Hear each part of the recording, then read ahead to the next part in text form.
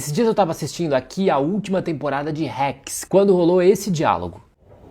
This has to be the stupidest thing I've ever done.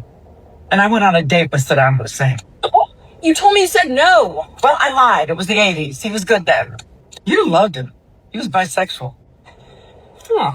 Apesar de ser uma piada da Débora, o fundo histórico tá certo. Não sei se é a parte da bissexualidade, mas pelo menos o fato dele manter boas relações com os americanos. O Saddam era uma espécie de aliado estratégico regional dos Estados Unidos nos anos 80. A ideia era conter o regime de um certo país vizinho que até hoje ocupa o noticiário como grande oponente dos Estados Unidos. Os Estados Unidos só romperam de fato com o Saddam quando ele decidiu invadir o Kuwait em 1990, levando a famosa Guerra do Golfo. Mas beleza, dada essa breve linha histórica, vamos ao futebol e depois ao cinema. Foi justamente nesse período que o Iraque disputou a sua primeira e única Copa do Mundo em 1986, até a participação na edição atual. E naquela época com uma fortíssima participação brasileira. O técnico na Copa foi o Evaristo de Macedo, craque do Barcelona e do Brasil nos anos 50, e ele assumiu o time depois que um outro brasileiro, o Jorge Vieira, deixou a equipe por conta de alguns desentendimentos com a Federação Iraquiana. O time perdeu as 3 partidas daquela Copa, mas deixou uma boa impressão ao fazer duelos equilibrados com as seleções do seu grupo, Paraguai, Bélgica e México. Àquela altura, o culto à figura do Saddam Hussein, que tinha assumido a presidência do Iraque em 79, já estava completamente consolidado na sociedade iraquiana. O seu filho, Uday Hussein, controlava jornais, emissoras de TV, o Comitê Olímpico Iraquiano e a Federação Iraquiana de Futebol. E foi nessa época de endurecimento do regime durante os anos 90 que surgiram até denúncias de jogadores torturados após derrotas da seleção. Agora sim, vamos pro cinema, que eu prometo tem tudo a ver com isso. Um país da Copa, uma dica de filme, no vídeo de hoje,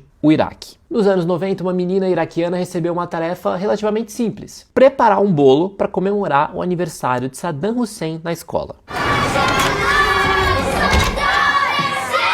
Essa é a premissa de O Bolo do Presidente, filme lançado no ano passado. O problema é que conseguir os ingredientes para fazer esse bolo se tornou uma verdadeira odisseia para ela. Naquela época, o Iraque enfrentava uma série de embargos e sanções econômicas definidas pela ONU por conta da invasão ao Kuwait. Logo, o país tinha uma situação de muita fome e escassez de alimentos. Só que o aniversário do Saddam Hussein, em 28 de abril, era tratado como uma grande celebração nacional. As escolas, repartições públicas, quartéis, fábricas, eram todos obrigados a participar das homenagens. O Hassan Adi, que é o diretor do filme, conta que se inspirou justamente na própria experiência pessoal enquanto criança de ter que preparar bolos para levar à escola nessa data. Esse é um filme que vale muito a pena ver. Eu assisti no ano passado na Mostra Internacional de São Paulo e ele chegou a alguns cinemas recentemente, nas últimas semanas, mas pelo que eu pesquisei já saiu de exibição, infelizmente. Quer ver os outros filmes que eu já indiquei por aqui nessa série que relaciona os países da Copa com o cinema? Tem uma listinha completa lá no meu perfil no Letterboxd.